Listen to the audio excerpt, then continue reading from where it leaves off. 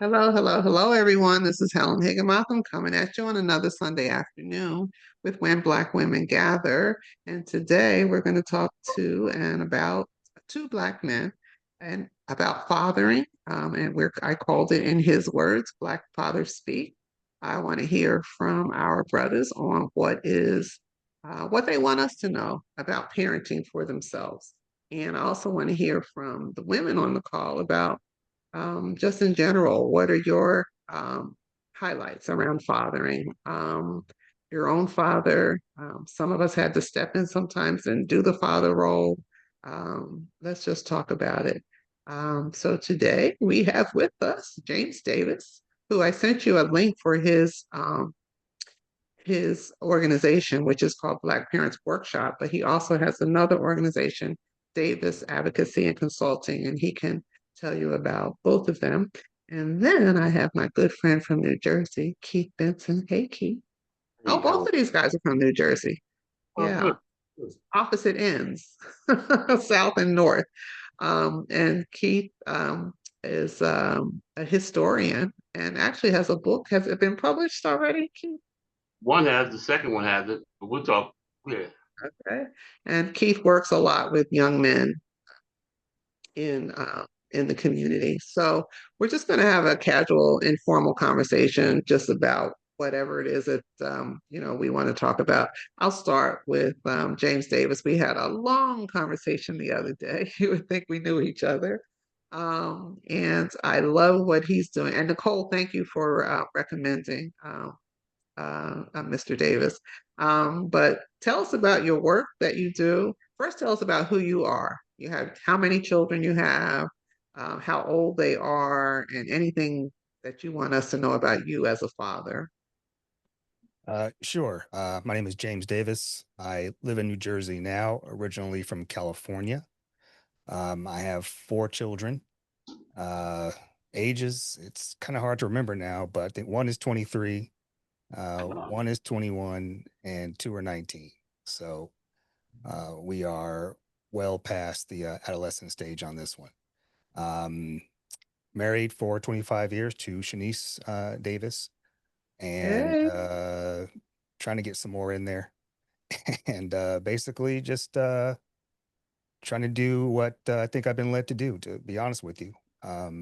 We talked about, as you said, my advocacy work, and I think the journey that brought me here was not happenstance. Everything that's happened over the years, I think, has happened for a reason, and as we're all called to do, figure it out so we can kind of do what we're supposed to do after we figure out what we've been called for. And I had helped Nicole and her family several years ago. So thank you, Nicole, for putting my name out there. Um, Appreciate that very much. So basically, the group that you sent out in the email is called Black Parents Workshop. The group has been around since 2014. It started when a young African American student at Columbia High School in South Orange, Maplewood, New Jersey, uh, attempted to take an AP class, and the teacher basically said she could not do that. Mm. And her father, a guy named Walter Fields, came down to the school and said, "What are you talking about?" That led to a complaint being filed with the ACLU. And during that same time, Walter felt that it wasn't just his daughter being impacted, but other Black students as well. And so Black Parents Workshop was formed. I had not really been involved at that point because my kids were so young. I wasn't really dialed into what was going on at the high school level yet. But I was going through my own challenges separately when my kids were in elementary and middle school. And the question in my mind was, same thing. What is going on in this school district? We live in a very blue, very progressive liberal town, but the things I was experiencing and hearing about with respect to Black students did not align or match up by any stretch of the imagination. So what I did, I ran for the school board in 2016, and I'll just say that I did not win. It was a very harrowing experience, to say the least. It was my first time running for public office, and I wasn't really sure what I was getting myself into. But What after district are we talking? I'm sorry, go ahead. District, what city are we talking?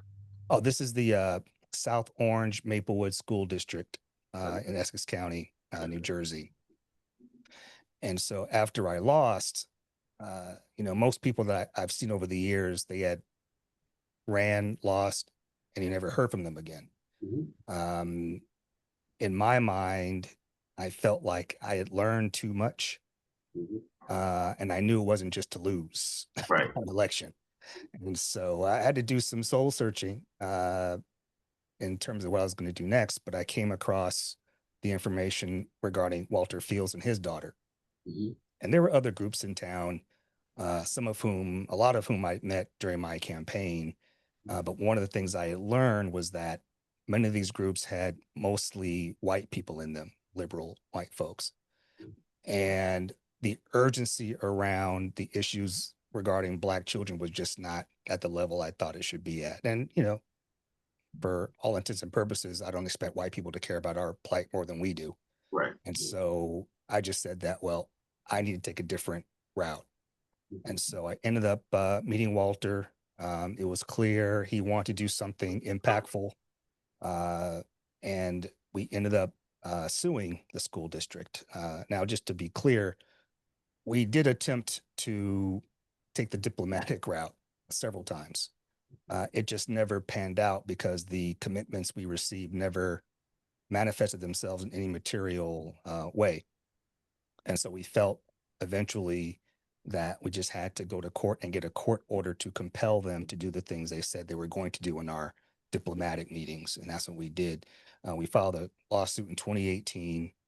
I don't think they took us seriously at first because I'll just say this. I know one of the board members who was a board member at that time, and she told me everything that the attorney said about us when the lawsuit was filed. None of it was nice.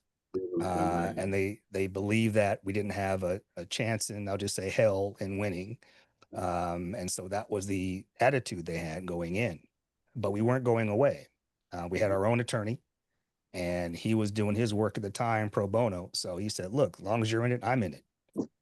And so we ended up 2.5 years in. Walter had moved to Maryland. And I think what they thought was, oh, because he's now gone, they're Issues not going. committed anymore. And so they actually sent him a subpoena for a deposition, thinking that he wouldn't come back up for a Wow. deposition. And he did. And so after that, we deposed the superintendent, and then his testimony was not helpful to them at all. So after that, they settled with us. Mhm. And so we're still actually in the implementation phase of that settlement. We meet Wow. with the superintendent and the monitor, who was also part of our settlement, is a Justice John Wallace. He's a former New Jersey U.S. Supreme Court justice, a Black man. Wow. And we have another individual, Dr. Edward Fergus, who was a professor at Rutgers. He constructed the equity plan that the district has to implement. Mhm. So we're there to basically make sure that Dr. Fergus's plan is being implemented. Justice Fergus is there to make sure that the district complies with it. And we'll be in this thing until they get it right. Mhm. Beautiful. Beautiful. Excellent. Two black fathers. I'm loving it. And that's why they didn't take you serious, I'm sure. To their So detriment. that's to their detriment. Exactly. Keith, tell us a little bit about the work that you do and your role. Your children are grown. First of all, let me say the melanin thing applies to you, Mr. Davis, because you don't look like you have a 24-year-old. So we Thank you. always give it to Black women, but you're carrying it well. I appreciate Go that. ahead, Keith. Well, I have 2 biological, and I have at least 62 spiritual. So I'm from Camden, New Jersey. They call it America's poorest, most violent, most unlivable city. And I guess my walk with God has allowed me to get at least 60 of these young brothers and turn them completely. When I say completely around, I'm talking about I got brothers who were in jail, could not read in high school, and I got four of them on Wall Street, several people with advanced degrees, and all of them are strong family men today, and not just making money, but they're also tuned to help their communities. That's what I'm most happy about. I don't need it to. I'll just ratify your story of North Jersey by saying my son graduated Morristown Friends not because I had a hell of a lot of extra money I want to burn, but because as an NACP officer at the time living in Cherry Hill, New Jersey, when I tell you I have not seen one black boy that was not harassed at some point in that school system, very liberal, very blue, but not one. And as an NACP officer, I'm sure I had to interface with 300, kids in those 12-year span. And I just got sick of it by the time, because I would fight and I would win, but I just felt like he didn't need the hassle all the time, so I just put him in another school. So I've been very fortunate in my life. I'm a musician that has 24 gold records and 2 Grammy Awards with a film that I was with last Grammy that Chaka Khan won called Staying in the Shadows of Motown. I was an associate producer on. I'm a senior fellow at Harvard. I'm writing a book about how we turned all these young boys around and how easy it is, because it really is, in retrospect, easy, and depending on how you approach it.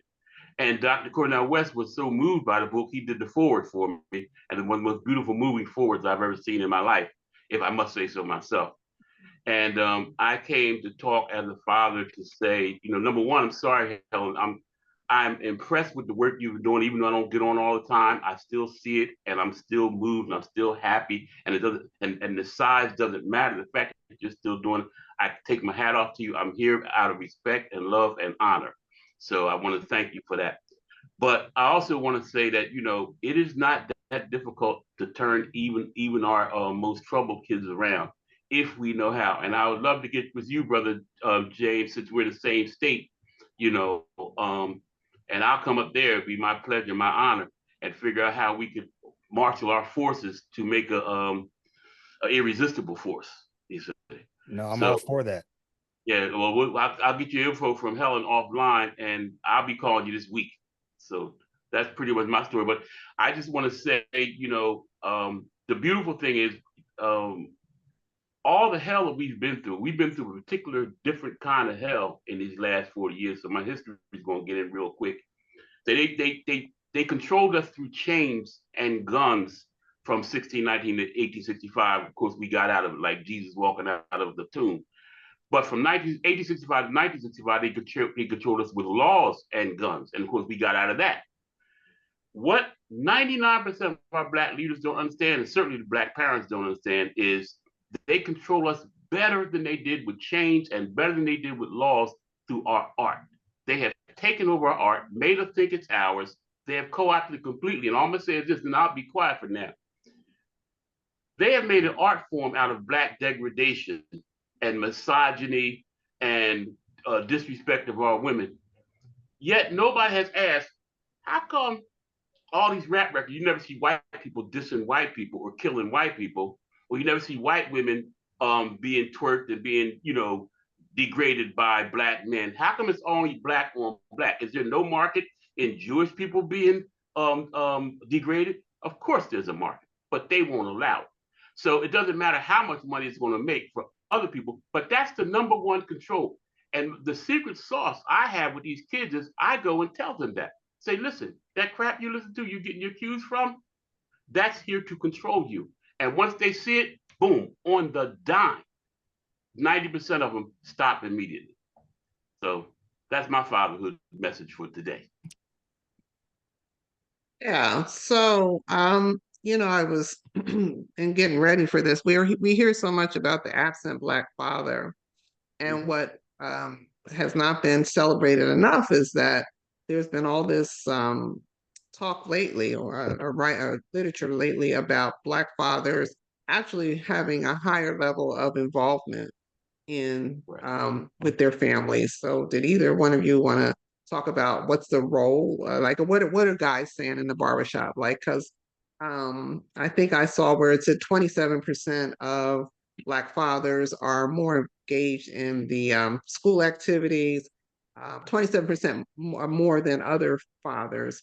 And, school activities, doing homework with them, even though they're not necessarily in the home, because 65% of us, of our kids are in single family homes with their mother. So can either you talk about that and just even the single father? I don't think we give enough credit to visibility to the single father. So if you want to talk about either one of those. And I see some other men on this call. Lyndon is on the call. James Davis, I know he's with the NAACP, so I know he's got stuff to tell us. So let me know if you guys want to hop in on this as well. So can either of you talk to, especially with the work that you're doing, James, because I'm sure you see family situations. Well, I can talk about that, but I think one of my main examples is kind of where I come from. Uh, I grew up in San Jose, California, and I'll just say during the 70s and 80s, my childhood and teenage years, and grew up in a Southern Baptist church of moderate size. And what I experienced there, I think, has really shaped where I am today because my parents, they were kind of seen as not kind of, they were seen as the surrogate parents of a lot of people at the church who either had moved to San Jose and whose parents maybe were somewhere else or who were estranged from their parents. And they became everyone else's parents in addition to mine. I'm an only child, but I have, as Mr. Keith was saying, lots of spiritual siblings because of my parents' involvement in so many people's lives. And I just saw the importance of the connection between someone who was older than me and someone who was around my age, and that connection, why it was so important. Because I kind of took them for granted because they were always there for me. And so, but I did see other people who didn't have as supportive parents as I did, who valued my parents' relationship with them to the point where people were having my dad walk them down the aisle when they got married and things of that nature. So I knew there was something different about how they were moving with people. And they supported people in such a way that it definitely rubbed off on me because I was always, even as a kid, always rooting for the underdogs. Whenever I saw someone who wasn't quite being supported in a way that I thought was right, I would always step in some way to do that. And I think the narrative, as Keith again was saying, around our music culture. I'm a musician too, but I have zero accolades compared to Keith. So I'll just What keep do you it. I'll play? just keep it. I'll just keep it there. What do you play? I play a little guitar, a little keyboard, but again, no accolades. Just pretty much in my little home studio, and I go from there. Well, we'll get together. We definitely will. We Dan, definitely will. But in any event, to the question, at hand, I have two good friends also who were married pretty young, had children, got divorced pretty young, and they both ended up with custody. And every Father's Day, I make it a point to reach out to them because their kids are grown and graduated now. And I always tell them that you guys are the kind of the unsung heroes of our community because no one ever really talks about you and all Yep. the work that you guys did to get your kids where they are. One ended up being an attorney, the other one's a musician, still, even when he, career wise, he has a band out in California. And I think that that narrative of the rappers and everything else overshadows these other stories because those in control of the media don't find the more positive and more powerful and more encouraging stories about our people as important as the booty shaking, whatever cursing stuff that's out there.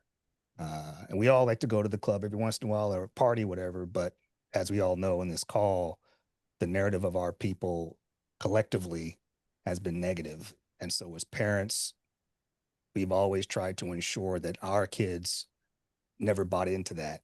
Because it is easy to buy into unless you have someone constantly telling you that that is not you. That is someone's caricature of you, and it's incorrect. But I'll stop there and let Keith or someone else take over the question.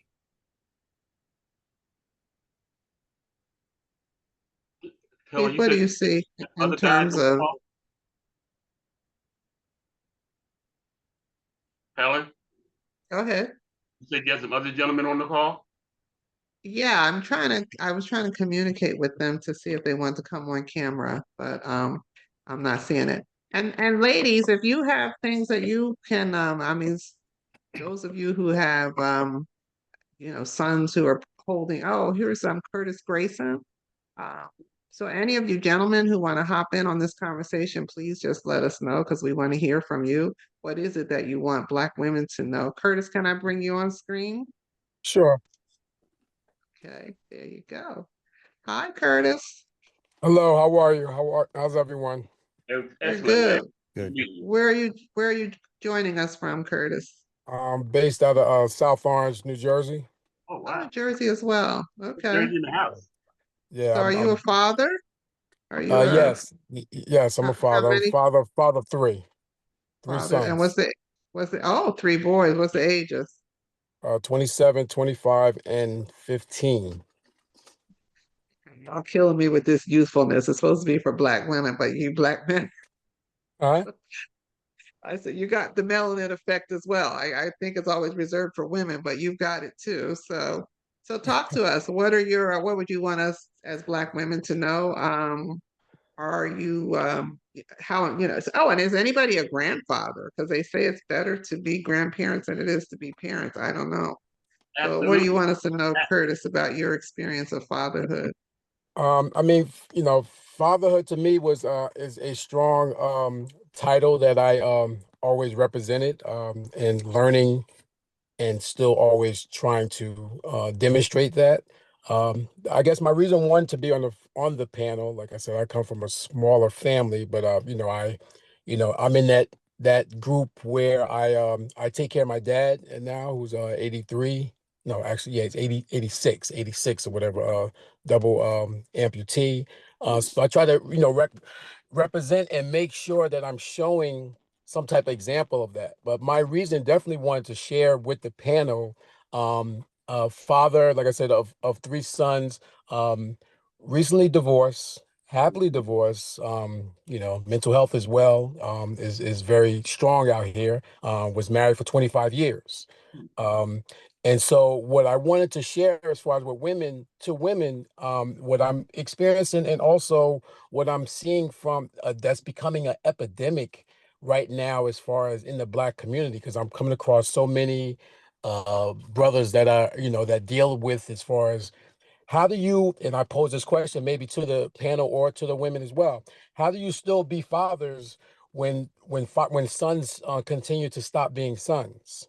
And when I say that, I mean as far as because of the divorce, now the dynamics or whatever is the children, of course, sometimes divorce, they choose sides and everything, but what happens is now that they're regulated where they're lack of communication or lack of connection and don't realize as far as the need of still for a dad, to be present, to be there and to, to nurture, to be, in their lives. And so like myself, I look young, but I'm starting to age now.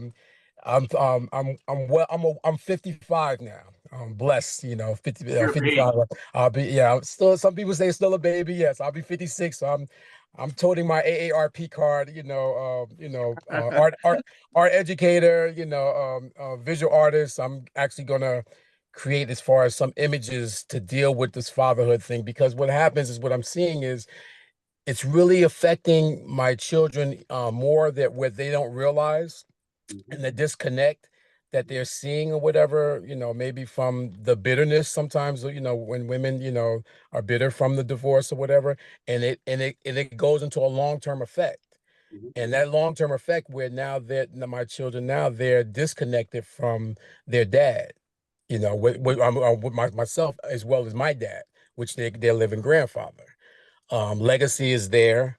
Legacy is being jeopardized. As far as not just the long term effects. Whereas, as maybe like as a parent, a young parent starting out and everything, you're nurturing, you're disciplining, you're trying to raise your child and everything, and so now where my sons are missing out is the disconnect. The oldest two, we should be bonding. We should be sharing a drink or something or whatever, talking and talking about life and everything in general. And I think they're really missing that. Um, and as I see, like I said, from it is becoming definitely an epidemic because I'm seeing so many men deal with that. I pay child support to my youngest son, well, for my youngest son, which I How old still was don't. the youngest? The youngest Uh, again was how old? 16, he'll be 16. He'll be 16. And the other two were in It's their the other two, yeah, 27. I raised them, today were like 20, 22, 23. And so they're 27 and 25.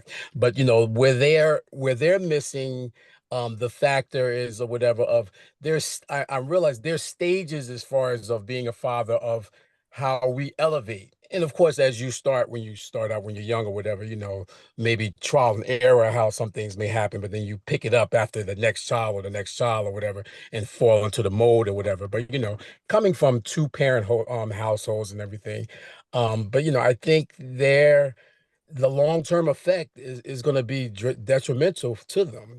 I run into too many black men that still are showing a need for their dads or wishing that they had their dads, and their situations may be different because of maybe incarceration, which that's never been my case or whatever. As far as so I'm never at that point to be in that type of element or something like that. But what I see is, and like now we're learning is, like they said, the young kids, life is going to have to start lifing on them. Because I tried to explain to them, in the education is very important, but like if they don't start focusing and putting forth the efforts, their time is going to start rapidly decreasing as far as of opportunity, where now insurance, they were being taken off my insurances. So like, the things I used to preach to them, they were thinking it was like doom and gloom. And so yeah. now that affects is starting to happen. Me being a Black Studies major, and my ex at the time was a Black Studies major as well, and now also with me as art teacher as far as art education.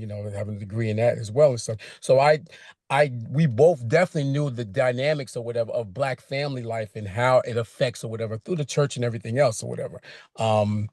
And like I said, I think it's really it's shameful that you're seeing so many young men now, and some of the girls, I guess, as well, or whatever. They're dealing with, either from divorce, they're dealing with this bitterness, and they're caught into the wave, or they're caught into trying to understand, who do I show love to? And the best way it was explained to me, for me to kind of capture, and I'm still going to also reach out to get as far as counseling for myself. But the best way What I I was was able, gonna, I'm sorry. I was going to say. I mean, it sounds, and I was going to ask James and Keith if in their work they're aware of any Black father support groups. Do you know of anything like that that's in the area? Either of you? I know some that are down here in Camden, but I don't know how that will help them in North Jersey. Right. And I mean, I'm still gonna reach out through my insurance and everything as well. And the best way it was described to me was what my sons are experiencing, because I've always taught them about, being protectors and being leaders and being, providers and stuff like that. What they are experiencing is the dynamics is I was told they're dealing with obedience and loyalty. It Yeah, was really I think explained. that happens. I don't know. I think that's a part of divorce when there's kids involved, no matter how old they are. Your kids are much older. Hmm. So probably how you deal with it with the grown, the 20-year olds is going to be Hmm. different than how you deal with it with the younger one. I'm hoping that you're pursuing your visitation rights and making sure that relationship that continues. is still that is still where the courts have even failed me on that, so that is still not even happening, to be a proponent as far as for that. And that's why I would say, as far as like loyalty and obedience, meaning as far as obedience to mom, as far as that mom has explained to him that she doesn't have anything, because they how do you have, my question is, for like young ladies as well, is how do you have joint custody, whatever, where there's one party or adult that refuses to communicate, and you have a minor that's involved, so what happens is, whereas I can't even exercise my joint custody. I can't even exercise as far as to have my time, as far as either the time, as far as every other weekend or whatever, stuff like that. Only advocating through the school system or whatever from there. But like I said, through the law system or whatever, that has failed me as well. And so and what I find, like I said, I'm not alienated, because I'm finding there's so many men now that are paying child support and don't even see their child. And we're not talking to young, but as I explained, as far as even to the judges, whereas I'm not trying to force a 15, 16-year-old to come and see me. That's not what, but he doesn't still realize that, I still need to be somehow in his lives or whatever, or in a part of his life or whatever. But I just wanted to kind of share that, but Yeah, I'm you still shared a I'm lot. doing what I'm doing. Yes, You and I'm shared a doing a lot, lot. and I'm sure that it's not. I know that it's not a situation unique to you. Mhm. And I will just go back to saying that if there aren't, I mean, there are. I know father support groups, and they probably can help you navigate whatever you're going through. James is an attorney. I'm an attorney. If the court has mandated joint custody, then you have every right to pursue that. And I will just Yeah, say, as a former social worker, that it's not a teenager's decision; it's your decision. So if the court says you have joint yeah, custody and mandatory visitation, I would encourage you to step up and just make that happen. Um, James, do you know of yeah. any It's fantastic. support groups in North Jersey area?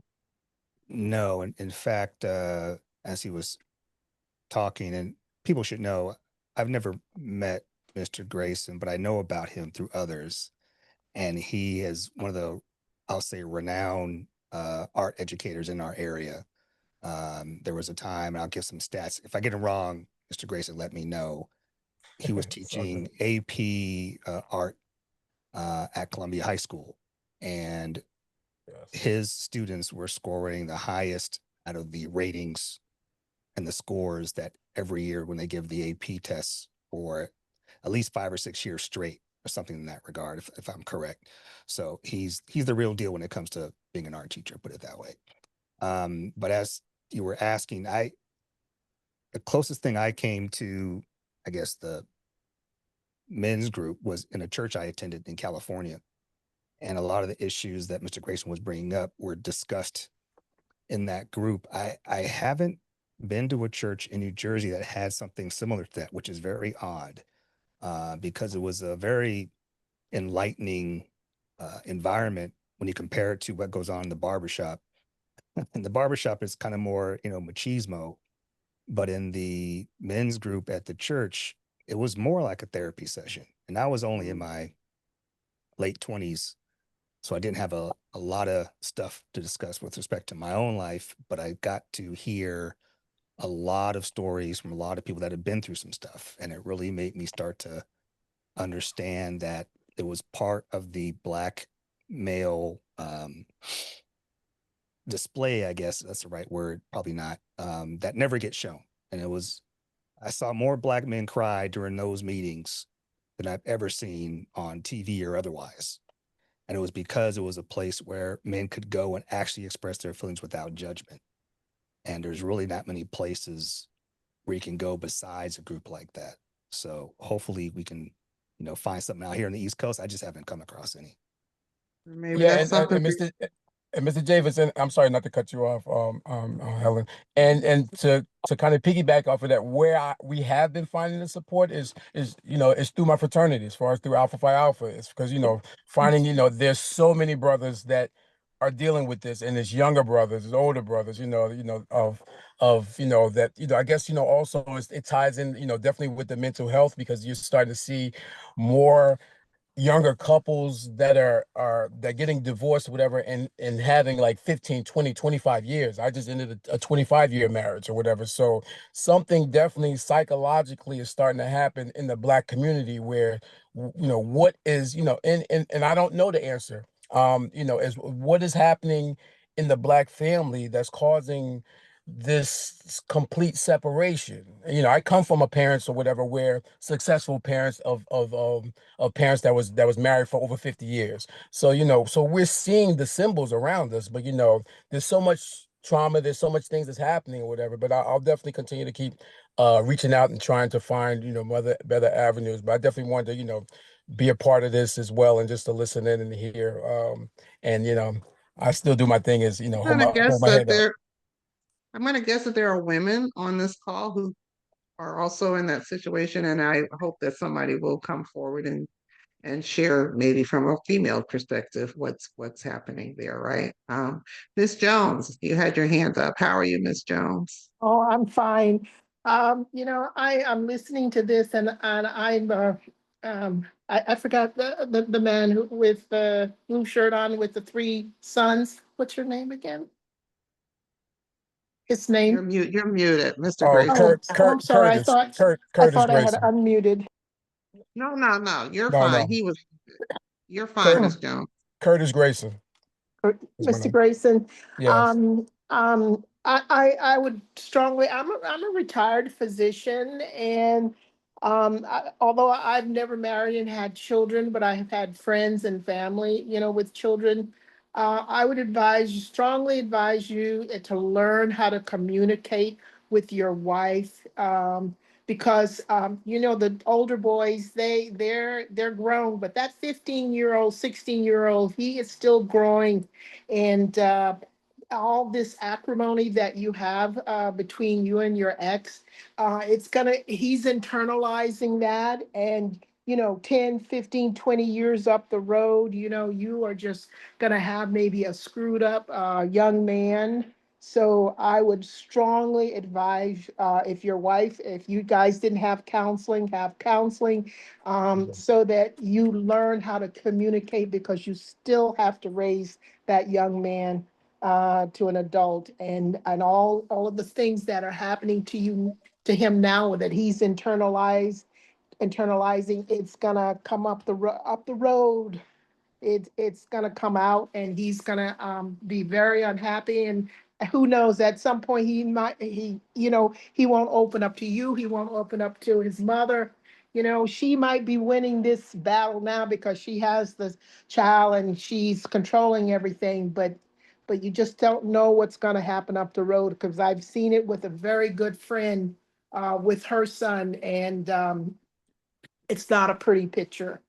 Yeah, well, it's definitely affecting currently as we speak or whatever, because like I said, education has always been a high priority in my life, and what I tried to expend to my kids or whatever, and it's psychologically affecting him the worst because Mhm, I, like I said, again, I raised the oldest two till they were 21, 22 years old, and for these dynamics to change for him, it's affecting him academically in mhm, school. mhm. So, and it doesn't look good as far as, because like I said, she's a counselor as well. And, it's really affecting him academically really bad. So, we're still trying and, praying and trying to, see if we can kind of get some type of breakthrough for him. Be So civil you, Thank you. with your ex, please. Okay? That's my advice. Be civil. You have to communicate. Yes. Miss Okay? Hickey. yes, Yeah, Miss McCann. I know your voice. Go ahead. I just wanted to share with Curtis. I divorced after 37 years. I had two daughters. It is my understanding in some of my research that adult children of divorce take it much, much harder than youngest children. I moved through it in a forgiveness type of a state. Now, I'm the woman in that regard. But I would strongly recommend family counseling, but you have to get to the point of communicating first. And I think that might be the missing link. There's hope there. I can see the hurt. And as I said, I'm coming from the female standpoint, and you are similar with empathy, although you're the male, in that you're more understanding. So I would, with your younger son, try to reach out because he is indeed moving through so many traumas at this particular stage. And it's Father's Day too. I'm sure they are thinking of you that, and they may not know or want to reach out to you, but not knowing how, although they may be in their 20s. So my thoughts are with you. Maybe I can talk further with you through Miss Higgy. Can exchange Sure, your sure. information if Yeah, it's okay. Mm-hmm. yeah, that's fine. And like and that is something that's gonna be that's being demonstrated soon in a painting series of, you know, what happens when you tear the image of Superman down in front of the kid's eyes. Because most of your children or whatever looked up to that man, especially who's always been in their lives as that Superman or as that hero. And then now you, because of the divorce, because of the bitterness, and you destroy that, you're destroying more than just that lineage or that connection or that pathway or whatever, you know, to from the children to them or whatever and stuff. And so, yeah, but I definitely appreciate, you know, everything that, you know, was said. And that's why I'm here to listen as well. Communication, you know, only is effective as far as, you know, when there's two. Mm-hmm. And so you've had as far as, you know, group or family counseling before the divorce or during the time of the divorce or whatever. But like I said, you know, as joint custody, it still should be both parties should be involved in Right. and I don't get that. I don't receive that. And so that's what's been causing even more traumatic problems, I guess, probably with my children or whatever, because they don't see it, but you know, also, you know, and you can't, unfortunately, sometimes you can't even force them to speak or communicate. And you know, I only hear from those loved ones that's around that just say, you know, eventually maybe they will come through or they'll come around. My father's 85.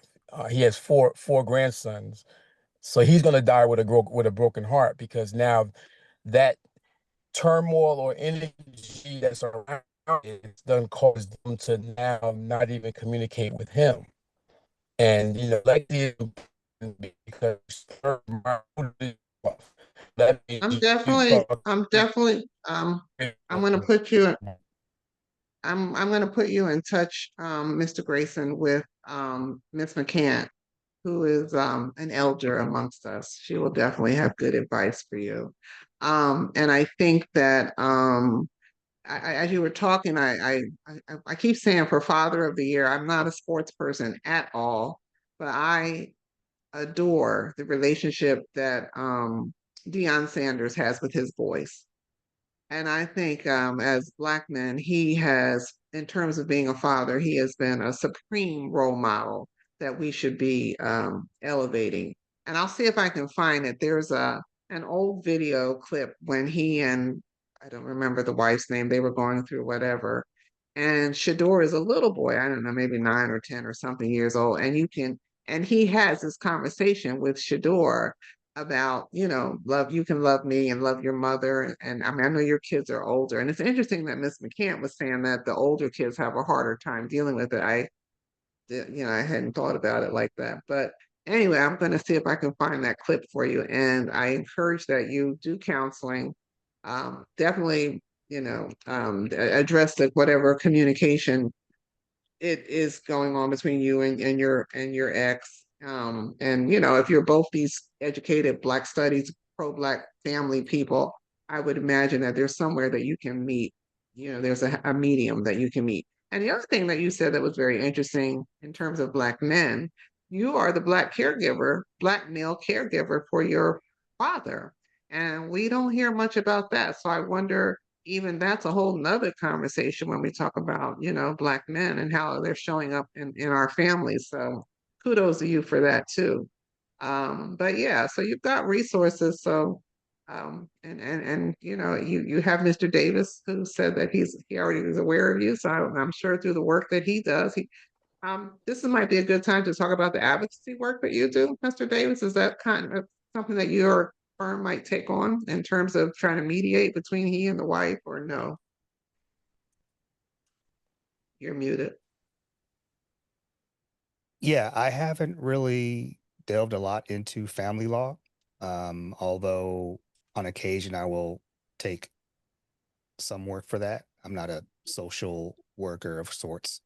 But of course, anyone who has an issue that I can either point them in the right direction. If I can't do it, let's see what it's all about. So definitely, like I said, I know of Mr. Grayson's work, so I'm happy to sit down and talk about whatever I can do to help. Yeah, I'm thinking more along the lines of mediation. Um, so yeah. Anyway, thank you for sharing, Mr. Grayson. You've been very open, so I appreciate that.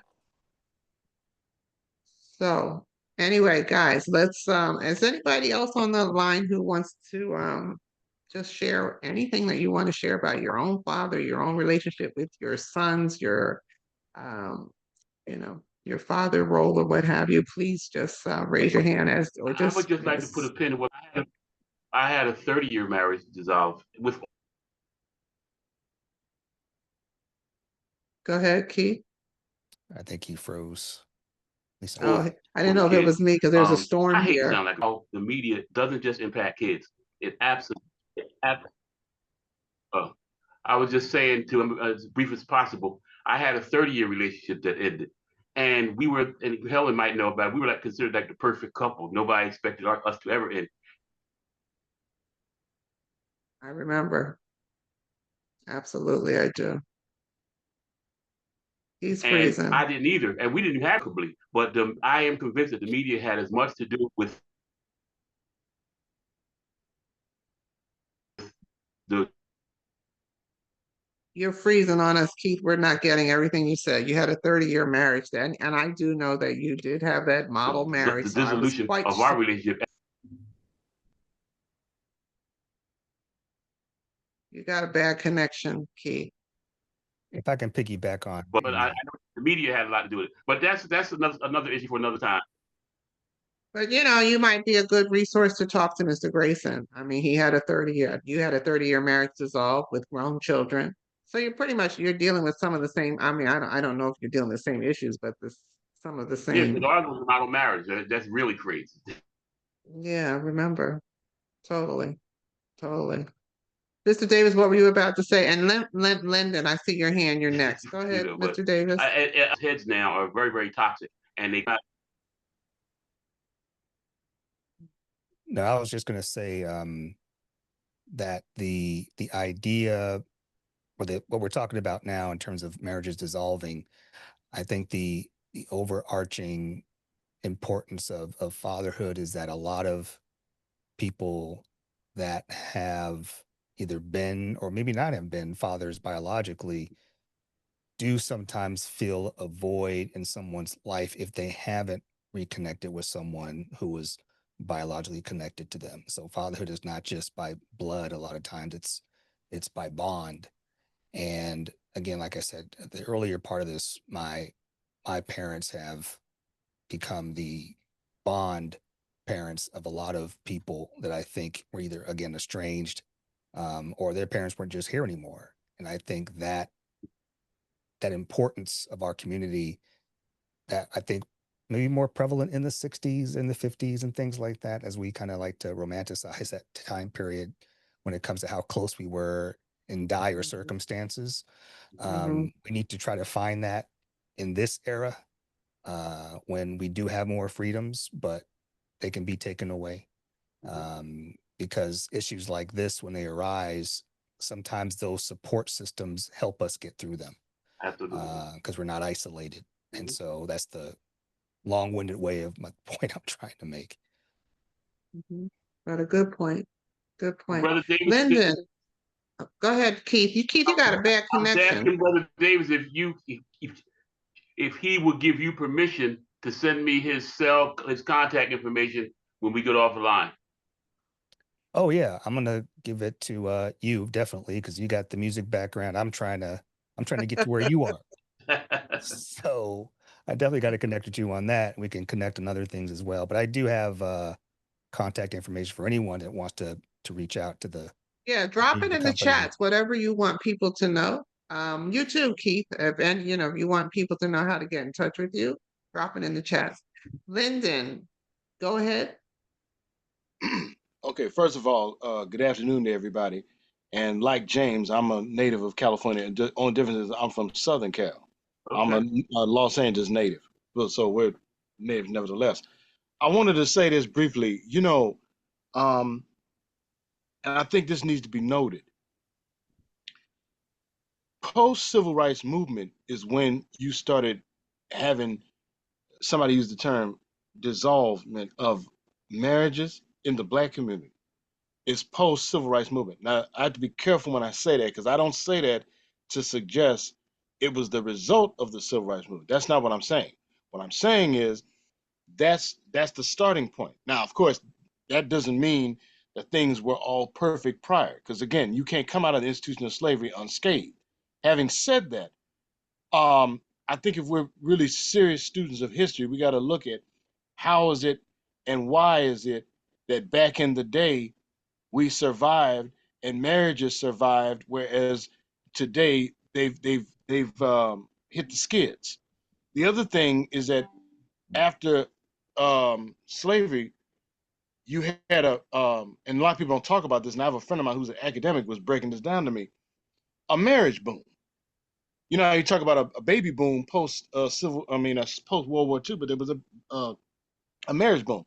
So the question I have to ask, and I hope somebody can answer this for me, what were we doing right then that we're clearly not doing right now? Because if you were like, I had grandparents who were born 1919, then that's my paternal grandparents born 1919, maternal grandparents born 1906. They were the greatest generation. What were they doing that we're not doing? Something that's the fundamental question you got to ask. Where something has gone wrong, and I mean, and not only that, we're not getting married like we used to. But the last thing I'll say is this. I want to salute all the brothers who are doing the right thing by their children, because too often the narrative has been and continues to be Negative. Black men are deadbeats, when in fact, it's the very opposite. Even in today's environment, you have Black men who have stepped up. And as somebody said about spiritual, I had a mentor who incidentally passed away on Juneteenth 16 years ago, said that you had your biological family and you have your sociological family. So the man who takes the lead as far as rearing his natural children and can sometimes play a positive role in those children who are not his biological, you got to salute them for that. But as I said, too often, Black men who are doing the right thing don't get cited, and that's one of the reasons why I salute out here the Huff Award started by Judge Maybelline, who's been doing this for a little over 20 years, honoring unsung fathers. She Oh, does this not every aware. year, Father's Day. In fact, going on today. But she's been doing honoring unsung fathers. So if That's anybody huge. can answer that question for me, what were they doing that we're not doing? That's the fundamental question for me. The way I'm gonna tackle this is I'm gonna have to run. What I'm gonna say in the overview is coming up in the 60s and 70s when I came up, the number one arbiter of Black culture, imperfect as it was the Black church.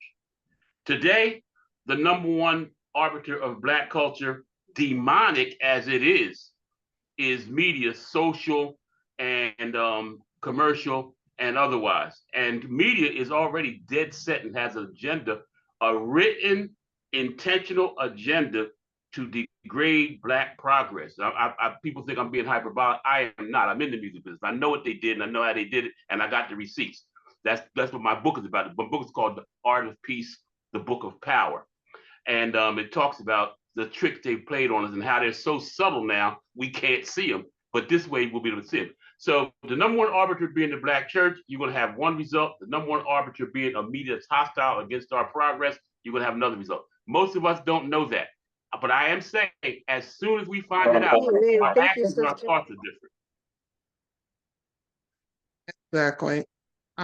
James, I'm God bless you. redoing. I'm giving you a check for Amen. every single penny that they owe you. Thank you. Amen. Amen. God Okay, bless. somebody's not muted. I don't know who it is. James, Take care, can you see you next time. Gotta run. who is it? Okay, thank you, Keith. I'll talk to you soon. Um, let me see. I'm trying to do too many things at once here because one of the things that Lyndon hit on, and I was looking at some statistics earlier today. We shared these before. In the 70s, Black women, the Black marriage rate was very high, and Black women by 35 were married, whereas white women were not. And so, so we do know in the 60s what happened with the removing the Black father from the house and penalizing the mother if in fact penalizing the family if the father was in the house. So we know those deliberate things happen. So what happened deliberately, because I do think it was intentional from the 70s till now that we are not getting married. And I think those are real issues that we need to explore. I don't have the answers, and I'm sure somebody who does this work would know um, the things that have happened that have affected us. Troy Lean, you had a question?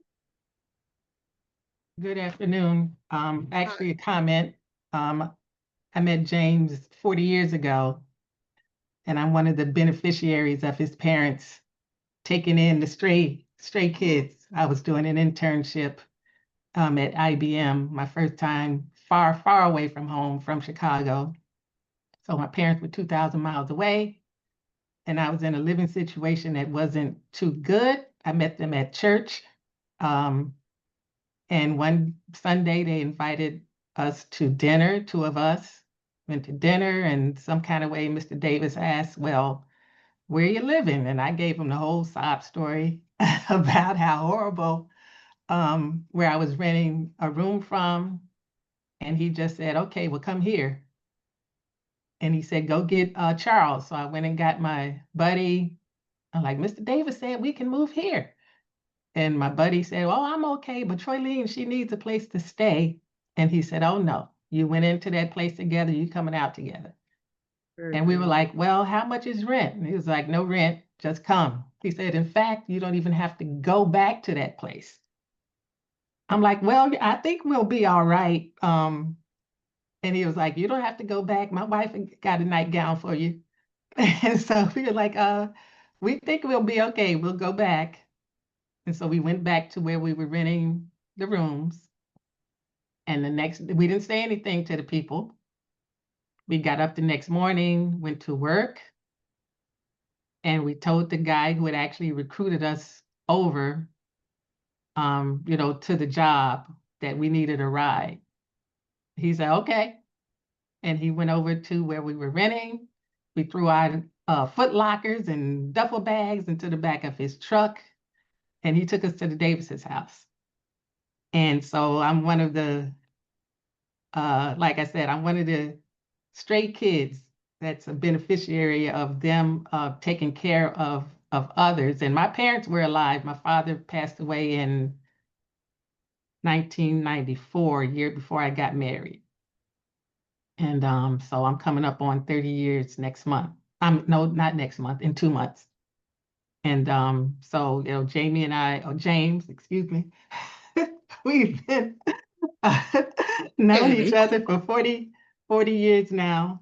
And so, yeah, I can attest to his parents. And I do have a note in my phone to call his father tonight.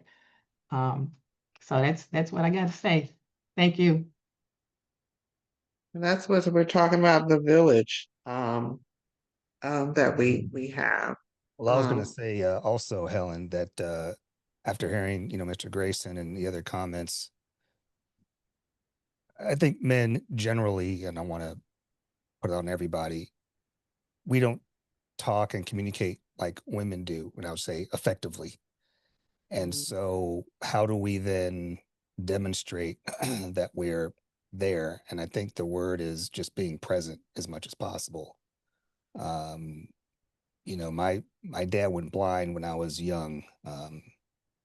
And even through all of that, I don't think he really ever missed one of my soccer games when I was growing up. Right. And he couldn't see what was going on, but he was there. In fact, one story that always comes to mind is there was a kid on my team who his dad never came to the games. And my dad always made a point to say, Glenn, great game today, something along those lines. So at our, I don't know, 25th, 20th high school reunion, I see Glenn, and the first thing he says is, how's your dad doing? And he said, you know, your dad always had a word for me at the games, and I never forgot that. So just being present and saying something goes a long way, even with kids that aren't your own, because that presence, again, is impactful. And so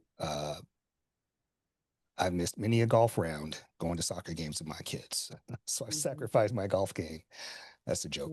But anyway, no, you just have to be present as much as possible. And I think whatever issues you're going through at some point in time, you don't forget the presence if you're still there, even if you're not saying that much.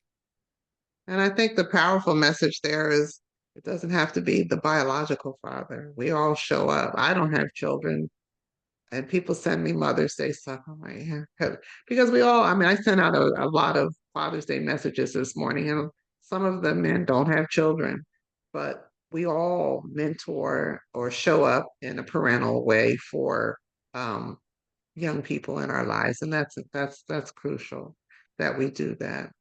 Um, so yeah, I was trying to look at because I have pulled up some stats on the marriage thing, which is kind of what Lyndon was referring to.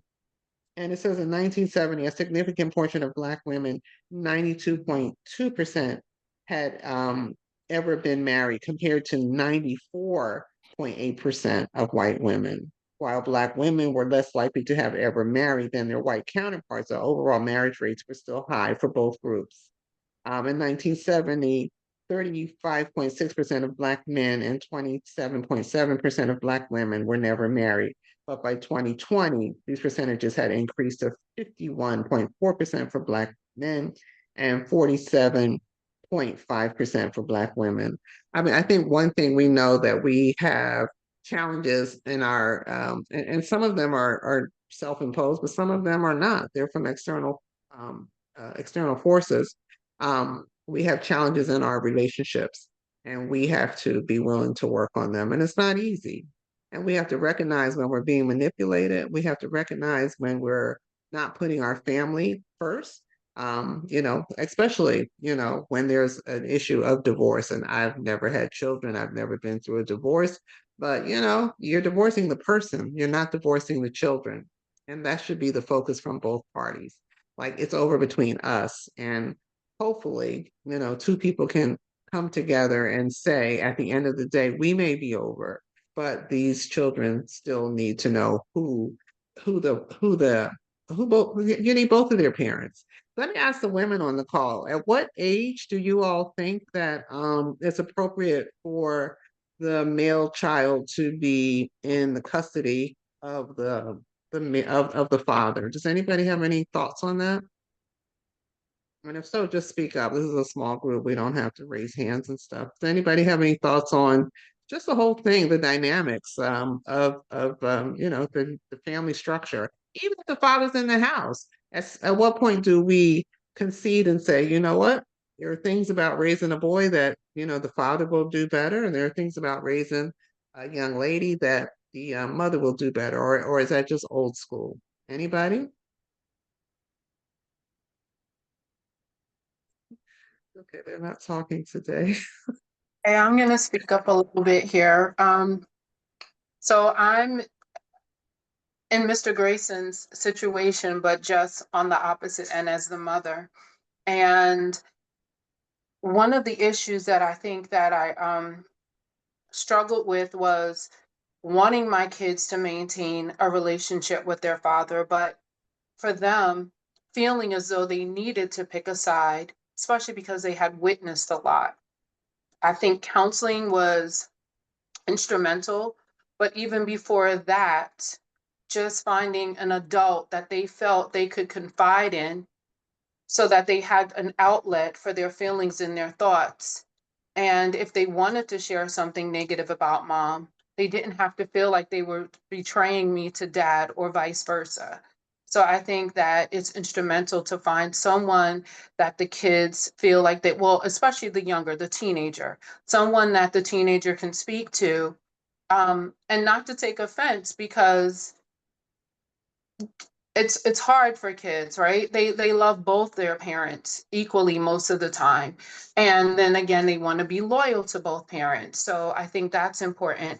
I think I think I heard him say that he's not going to make a 16-year-old be anywhere that he doesn't necessarily want to be. But I think also at that age, there's a lot that's going on emotionally. And although he may be saying he doesn't want to be there, that's what he's saying with his mouth. It sometimes is just as simple as, I want to see how hard are you going to pursue me? How committed are you to me? You're out of the house. Did you just leave mom or did you leave both of us?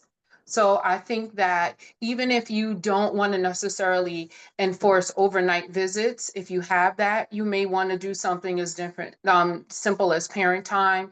Come, let's have dinner, let's watch a movie, something simple, and then I return you home. But at that point, I think consistency is what is very necessary and needed. So I'll start there and I'll go on to continue as I pick up speed, okay? Mr. Yeah, Grayson, what do you think?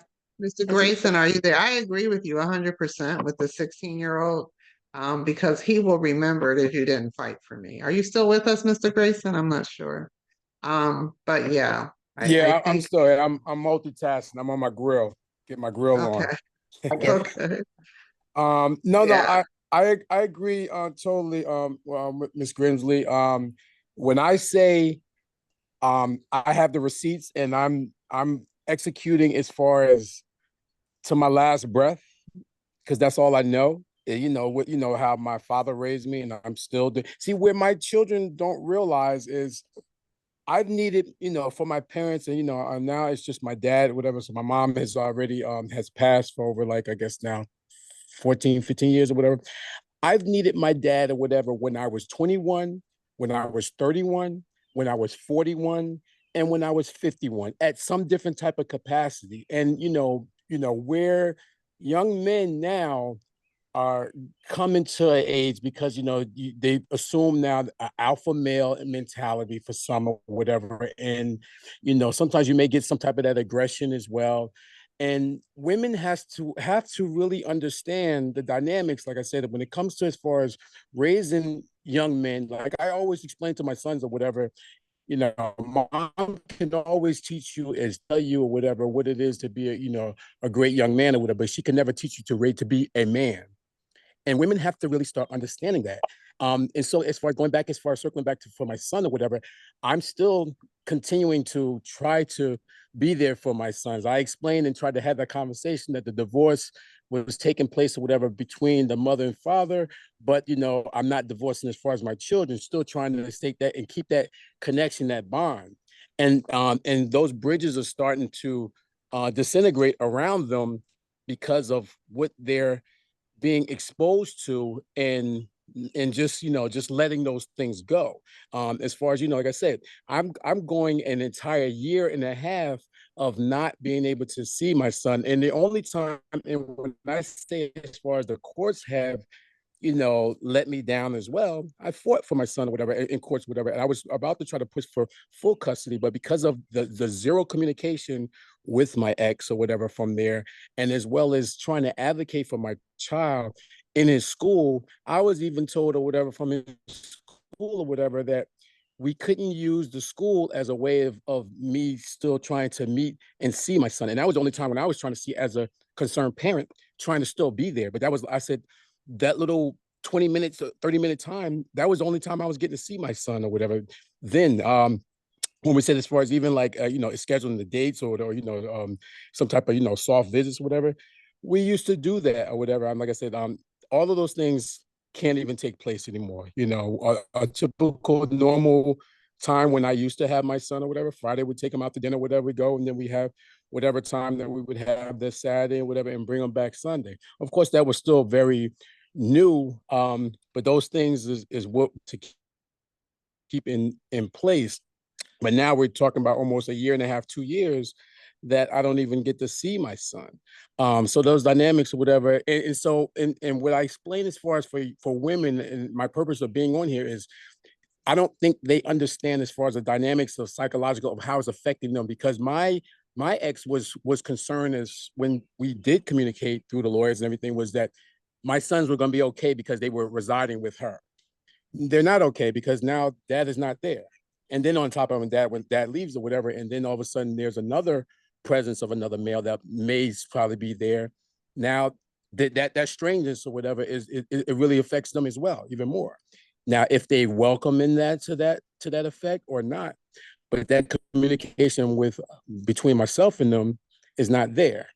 Like I said, and so all my sons knew as far as me being that strong dad, being that male role model or being present for them, and where sometimes, like I said, unfortunately, when people don't realize, like I said, the pictures won't lie, the photos won't lie or whatever, meaning as far as every place, every time you look, every event or whatever, dad was present, dad was there, dad is in the pictures with the kids or whatever, stuff like that, and so, that will continue to tell the story and to be able to show. And as far as how did I fight for my son, for it to the point, legally as much as I could or whatever, to that certain extent, and when the kids still don't understand, when I say this, when my 15-year-old say to me, and not understanding definition of what a big dad is. And I said, well, deadbeat dad is, someone that's not taking care of responsibility. I said, I pay for you to child support, and I still don't see you. So those things still hurtful, but he's hurting. We're all hurting, of course, but what's happening is it's going to have a longer term effect, as far as, how's it going to affect these young men? How's it going to affect as far as psychologically because what happens is, I always was taught from my father that education is the key. And and with me in 30 years almost in education, whatever, and especially for Black and brown boys, if we don't have that education, whatever, then it's easily to go from the yellow bus to the blue bus into the pipeline. And I've already seen how his school or whatever now is starting to just push him into that, because now he's pushing and showing resistance and not showing as far as how to connect or be more academically astute or whatever, as far as his education, whatever. And that's never used to happen. And I'm explaining to the school that the dynamics from the divorce is affecting him now in his education, and it is affecting him. And you can, they was able to timeline it and see it go back as far as his education or whatever. So it's very sorrowful and hurtful. So I explain to people, hopefully therapeutically as well. Once I do, and Mr. Davis, definitely you can take my information, whatever, down. I'm looking for, once I have my exhibit, I want to be able to have an exhibit and invite as far as counselors and different people, so that we can open up this dialogue, because it's obviously something traumatic that's taking place in the Black community that's happening or whatever. Because every day I'm coming across more and more brothers that are dealing with this phenomena of this distance or this disconnect or whatever with these fathers, and we're there and we're trying to do. And what happens when the legal system or whatever is failing you? Then what do you do?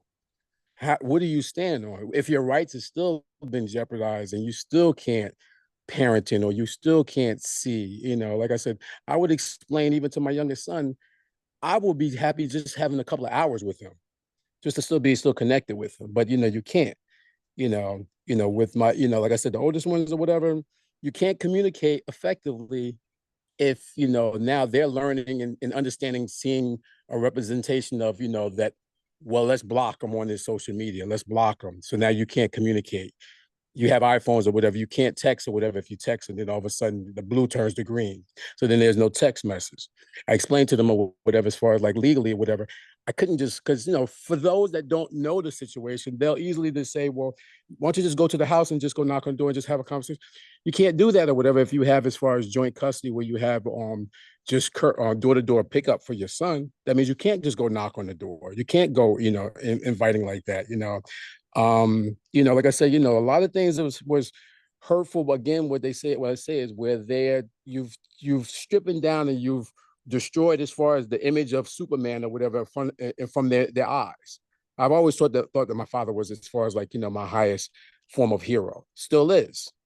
And I do for him. So when my oldest sons had to start seeing and understanding that I helped take care of my dad and bathe them or whatever, and take care of him and feed them and clothe them and whatever stuff. But now things are much older, that things are much more prevalent, where we have actual, workers that be able to come in or whatever, to assist, to help us or whatever stuff, But the thing is, or whatever, for that task, we're thrusted into that. So my shining example or whatever to tell my sons or whatever is, we don't put our parents away or whatever into nursing homes.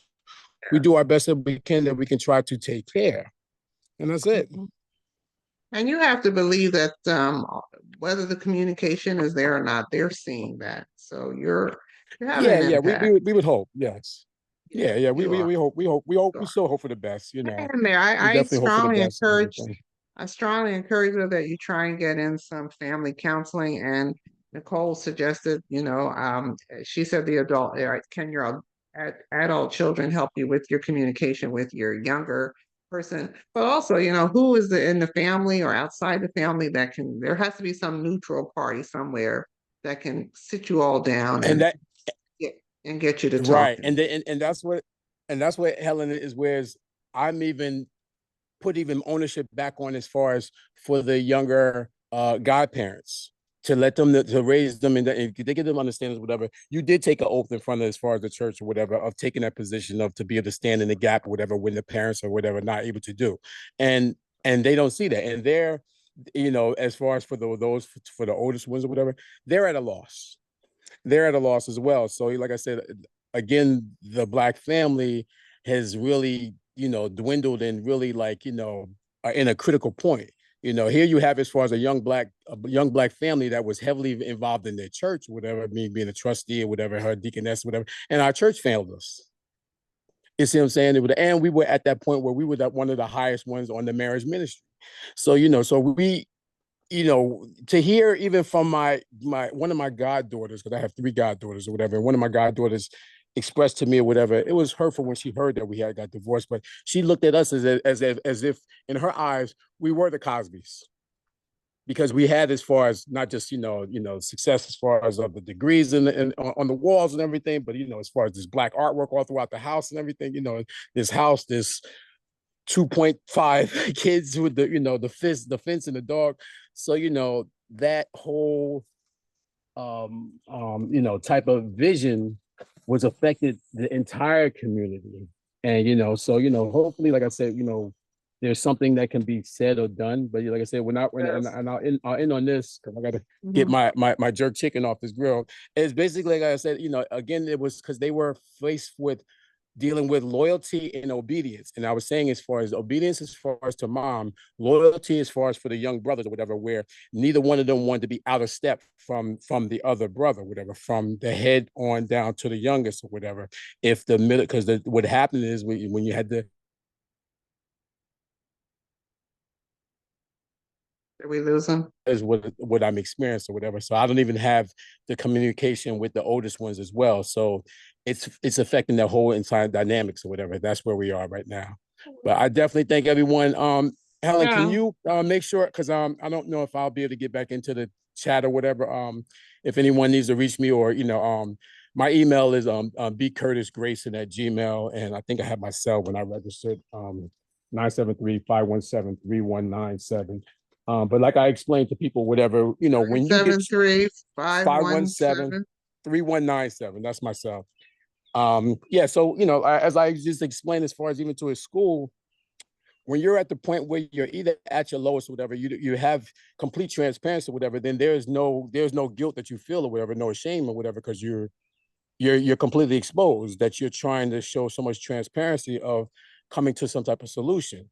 And even to the schools, I know how it is or whatever, where, where I explain to them, sometimes I say, statistically, it's not always just about, if you're looking at as far as how kids are, whatever, just because they're grades, because sometimes the grades don't just always tell the story, what's happening dynamic in the home. And I explained to the school and said to them, maybe you should do, call child services to see a wellness check to find out if they don't even know. And so that is what I'm saying, where I said, all around me, You guys things definitely are failing need, them. there's no question that you all need a neutral third party who can, Yeah, there has to be a meeting of the minds between you and your ex-wife. sure. And then and clear and be clear that the focus is on the kids. It's not on you guys. But anyway, good luck to that. With that, I put your number in the chat. So Thank Miss you. McCann, I don't know if she's still on the call, but I think you should talk to her. I think you should talk to Keith. Keith had a 30-year model marriage as well. I knew him and his wife, and I was just shocked that they had gotten a divorce, as were, and I've never discussed it with him, but But so let he me can. understand, definitely happily divorced, peace of mind, and my company is doing much well as far as so mind and spirit and body and everything is more at peace. Like I said, hopefully things, I'm really concerned just more for my You're children. not happily divorced because your children aren't settled. So Well, you yeah, can't be on happy. that point, from the You relationship can't be part. happy because your kids aren't set. When your kids are out of sort, as a parent, you're out of sort. So To that you point. may be glad the marriage is over. That's different than being happily divorced. Yes, it is. Yeah. Mr. Davis, yeah, you can just get in contact with me, Mr. Davis. Appreciate it. It's Yeah, will another, do. it's, there's another resource that I'd like to share. So I Yes. kind of get what you're saying when you say happily divorced, meaning that possibly it was a decision that you don't regret and you believe that it was the best thing for yourself. I get that. And I also understand what Helen is saying as well. Um, if you can't get everyone else in counseling right now, do yourself the favor and do that for yourself. If you Yes. can. Um, because I think a lot of times when there's underlying issues that come through. Part of what goes wrong with the children or hinders the children is that they're being used as pawns, whether you know it or not, whether you intend for that to be the case or not. I don't know of very many marriages where both parties like just agreed in an amicable way to just dissolve it. So there's usually some residual feelings, party still wanting to be involved, and then the kids are used as a pawn. There's something called divorce care. My church, Christ Church in Montclair, offers it. You don't have to be a member. I highly, highly recommend it. Even as someone who wanted the divorce, so I can say I'm happily, there was still a lot of steps that I needed to go through, grieving, because it is a loss. It is a death. It's the loss and the death of something that was, and it isn't anymore. So there's, as happy as you are, there's still steps that you need to walk out in this process. Sure. And it's very helpful to be around other like-minded individuals that are going through the same thing that you're going through. So again, I highly recommend it. I'll took your number. I'll send you, I'll text you a link or something like that. Okay. Christ Church is right in Montclair, but even if you don't want to go there, I'm sure it's a program that is taught at many churches. There's also probably a little church hurt and some other things going on. Whatever you do, just keep speaking and don't bottle it up. Don't keep it up. Keep, as a child of divorce, keep trying. Even if you feel like it's falling on deaf ears, keep trying. I've heard a Sure. lot of men say, I wash my hands of the situation. I can't do anything else. I've tried all avenues. When they're 18, I'll reconnect. When they're older, I'll explain. There's usually so many layers of hurt and pain and all kinds of other things built up by then that it could possibly be too late. So I say, just keep trying. Just keep Yeah. trying. I Okay. agree. So in the interest of everybody's time, and it is Father's Day, I'm sure Mrs. Davis, is she still on the call with us, your wife? Oh, yeah. Because she's, I believe so, yes. Kathy. I want to, I want to let, I want to, we need to close this out. Did you want to say something real quick, Nicole? I guess it'll keep for the next time we have the topic, because I'm interested in the ways that we as women can emasculate the men or hinder their relationship with their children. I mean, like a lot of us are strong-willed, especially those of us like myself who have been through a divorce. And I would hate to repeat, like I'm mom and dad in a lot of ways now. So I can't believe that if I am married again one day, that's just going to fall off of me. That you know what I mean? Like I'm very strong-willed because I've had to be in a lot of ways survival mode. So I would not want to take some of the practices into a next marriage. So I would want to understand ways that we as women can emasculate our men, usurp their authority, any of those things. Like what could we do differently? But maybe that'll keep for part two. Yeah, I think that's a conversation that I would love for us to have. And I tried to delve into it a little bit today. At what point do women step back and say, "Let the father lead"? And I Well, I think, can touch on that actually, Helen. oh, go ahead. Before we had any kids, my wife and I attended a couples Bible study. This is back in California. And the topic was Ephesians 5:25 through 33, which, paraphrasing, starts out with, wives, submit yourselves to your husbands, or husbands, sorry. Husbands, love your wives like Christ loved the church, and then wives, respect your husbands. And of course, a daunting task for a man to love his wife as Christ loved the church, because that's a high bar. But that's what we're supposed to, aspire to and attempt to attain. And then the question became, why does the wife not have to love her husband? She just has to respect him. So the question became, which one do men prefer, love or respect? And I think I'm saying a lot. Generally speaking, I think men will choose the word respect because in our minds, that's what we believe we would like at the end of the day. And so if women understood that to some degree versus the love piece, because maybe that's how their language more resonates with them, that may provide a ray of light to say, how do we address a certain situation? And nothing's ever perfect. I'm not trying to say this is going to solve everyone's problem, but this was also a topic of discussion in that men's group I talked about earlier. And it was clear in that discussion that men attained respect, especially from their wives. They felt like if they didn't get respect from their wives at all,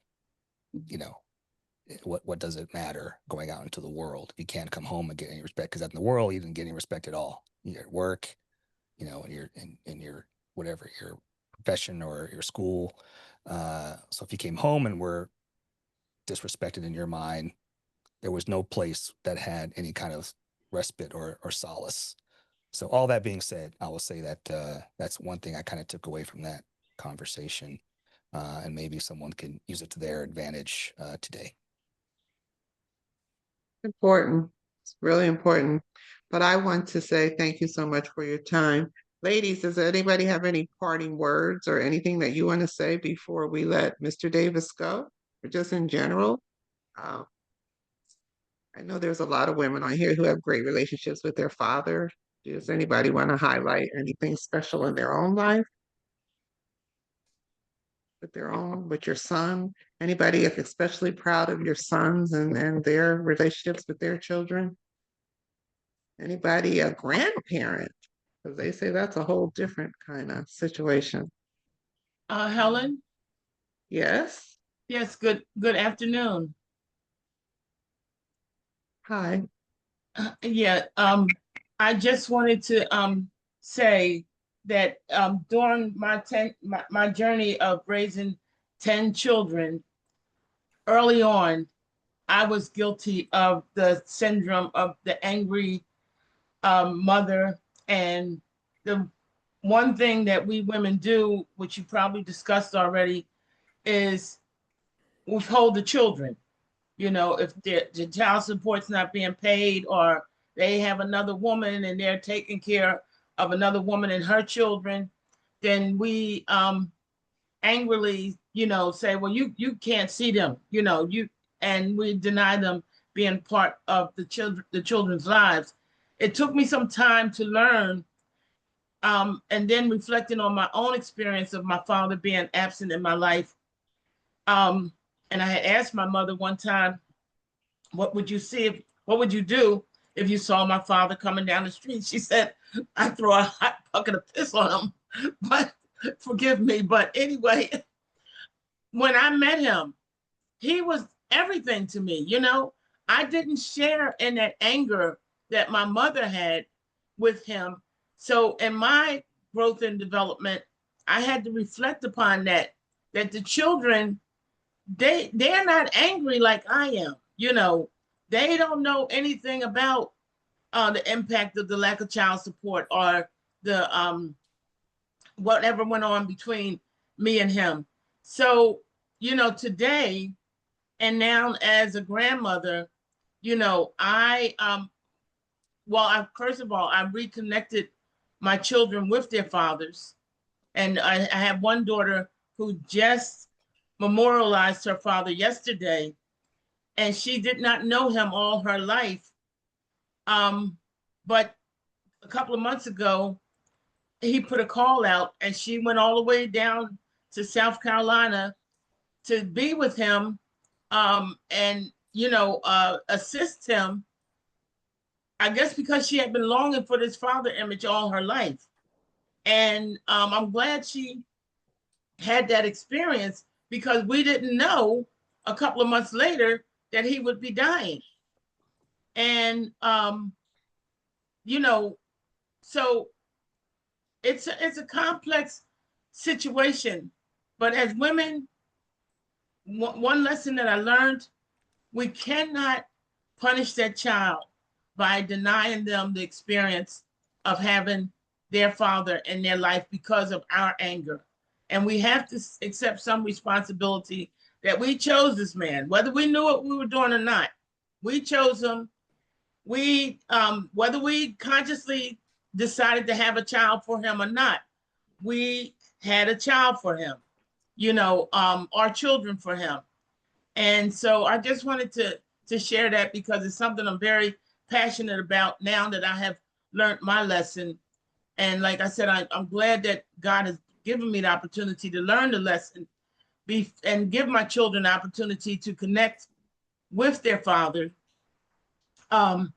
And Just want to say hats off to you for acknowledging that. And that is a whole other conversation that we need to have, because I don't think many, and we'll say women, but you know what, many parents are not going to admit that they're using the kids as a pawn in their, whether it's hurt, because men get hurt too in these situations. We know that, a woman scorned, we hear that all the time, but men are scorned too and can be as vengeful as are women. So well, thank you. Thank you for sharing. And that is definitely a conversation that we do need to have, especially with our younger women who are actually going through this, so that they know not to do that and they can learn from your experience. I'm But happy to I say that don't. my sons are good fathers. They're in their children's lives, and that is really very refreshing for me. And I wouldn't have it any other way. Good. And at the end of the day, we want healthy children, we want healthy families, we want healthy grandchildren, all of that. So that's what it's all about. Mr. Davis, give us some parting words. I shared his QR code for those of you. That was what I was sharing on the screen. I hope you scanned it. And if not, I have dropped his information in the chat so you can reach out to him. He does a lot of other work. I mean, we talked about the parent workshop, Black Parent Workshop, but I really want to have him back on so we can talk more about the consultancy work and the advocacy work that he does. And But for right now, Mr. Davis, whatever parting words that you have, please share. And thank you so much. I know it's Father's Day. I appreciate you giving up your time. No, this has been a great conversation today, and I appreciate the opportunity to even just be here. Nothing really profound. I'll just say that, during this time of the political landscape that we have with the Trump administration and all the stuff going on, I think I woke up the other day and said, I'm surprised the earth is still here after what I heard yesterday. And Sure. I know it can be daunting and depressing and everything else. And I too was in that mindset. And then one day I said to myself, this is not the end. Our people collectively have been in a worse position than we're in now. And because they persevered, we're here to talk about this one. The other piece of that is I've got 4 kids, right? And if I walk around depressed, like there's no hope for tomorrow, then they're going to see that and they'll probably absorb some of that energy. And so I told myself that we need to make sure that we are honest about how we feel about things, but also always striving to plan or strategize, not an exit strategy per se, but a way to get through it. And I don't know what gift any of you have been blessed with, but you've been blessed with something. Figure out what that gift is and use it. In my case, it has been advocacy work, as you've heard today. And whatever that gift is, and share it. That's what I've learned growing up. We can't hoard the gifts we've been given. That's not what it's for.